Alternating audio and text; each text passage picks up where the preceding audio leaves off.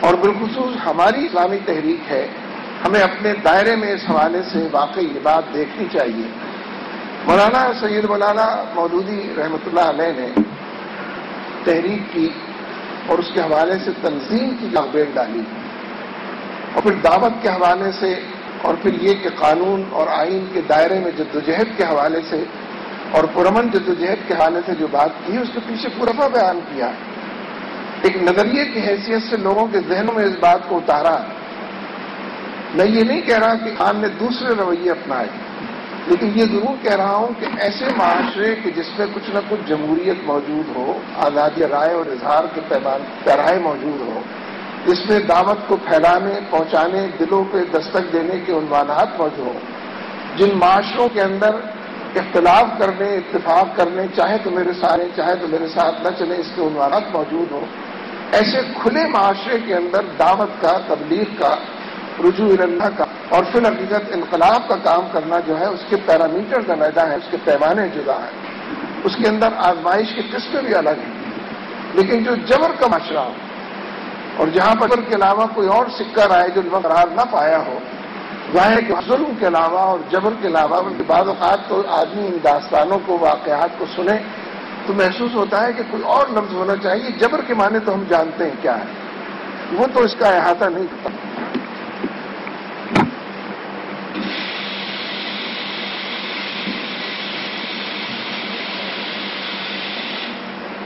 یا اس نوعیت کے جتنے، یہ بھی جبری ہے کہ آدمی،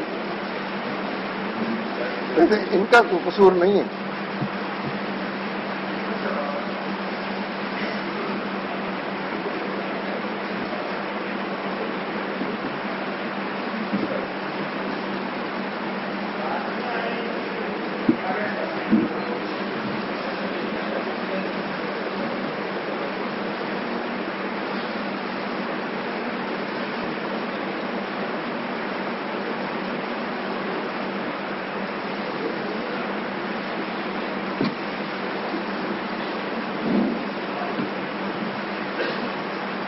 میں یہ عرض کر رہا تھا کہ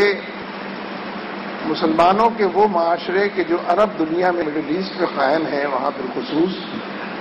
اور اس کے علاوہ بھی بعض افریقی ممالک کے اندر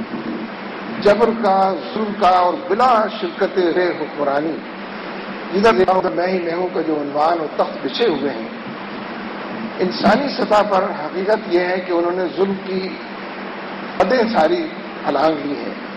اور اسلامی تحریکوں کو کام کرنے کا موقع دینا نہ دینا الگ بات، لیکن ان کو زندہ رہنے کے لیے، اپنی گردنوں پر سر سجانے کے لیے بھی اجازت نہ دینا اور اپنی زبان ہی بند نہ کرنا، بلکہ پھر واقع ان کے جسم و جان کو یعنی زندگی حوالے کر دینا، یہ ایسی کھلی داستانیں ہیں کہ اللہ تعالیٰ نے یہاں کی تحریک کو اس سے محفوظ رکھا، اللہ تعالیٰ نے محفوظ رکھا۔ یہ ٹھیک ہے کہ لوگ مل جل کر تدابیر بھی اختیار کرتے ہیں اور حالات کو بہتر بنانے کی کوشش بھی کرتے ہیں۔ کہنا تو یہ چاہ رہا تھا کہ ایسے حالات پہ جو لوگ میرے اور آپ جیسے کام کر رہے ہیں، ان کو بڑے مواقع ہیں کام کرنے، یعنی میں تو گفتگویں کرتا رہا، بات چیت ہوتی رہی، سوال جواب ہم کرتے رہے، حالات سے واقفیت پیدا ہوتی رہی، تو مسلسل یہ سوال پیچھا کرتا رہا، ہارن کرتا رہا۔ ہمارے حالات میں میں اتنا کام کرتا ہوں، صبح سے لے کر شام تک، رات کی دوریوں اور دیریوں تک جتنا وقت دیتا ہوں، جبکہ سہولت میسر ہے، کوئی پابندی نہیں، کوئی قدغن نہیں، کیا یہ واقعی کافی ہے اس کے لیے؟ یعنی دعوت کے لیے جس دیوانگی کا تذکرہ ہم کتابوں میں پڑھتے ہیں، یعنی صحابہ کے واقعات کیوں پڑھتے ہیں؟ ایک عجیب و غریب قسم کی دیوانگی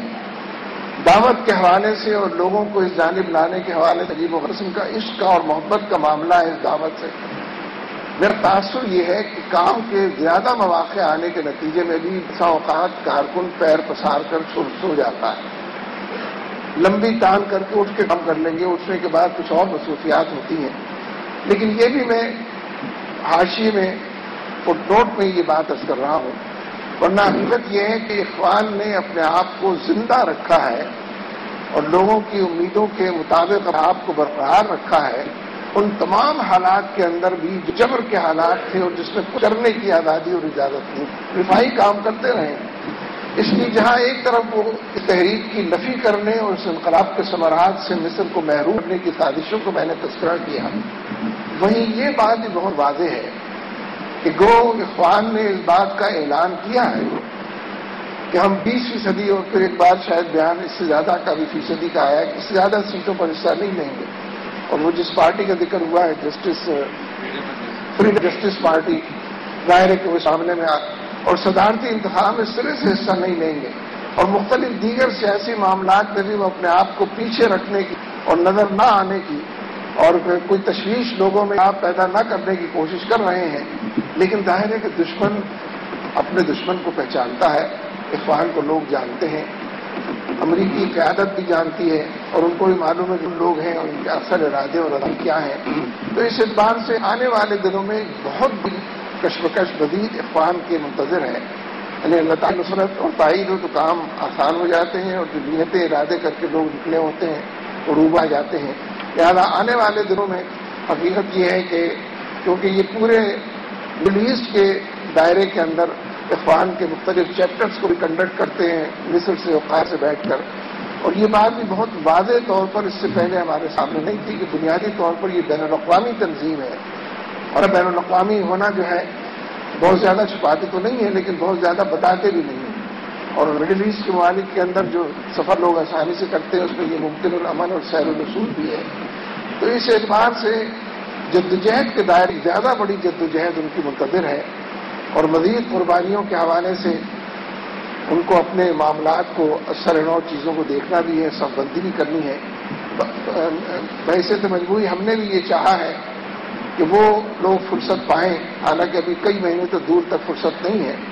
عبدالغفار عزیز صاحب ایک اسلامی جنوبی طلبہ کے سالانہ اجتماع کا دعوت نامہ بھی لے کر گئے تھے، اور مرشد اعظم کو دعوت نامہ بھی پیش کیا ہے، اور ہم نے ان سے درخواست کی ہے کہ اگر اسی موقع پر حالات ان کی اجازت دیں اور سازگار ہوں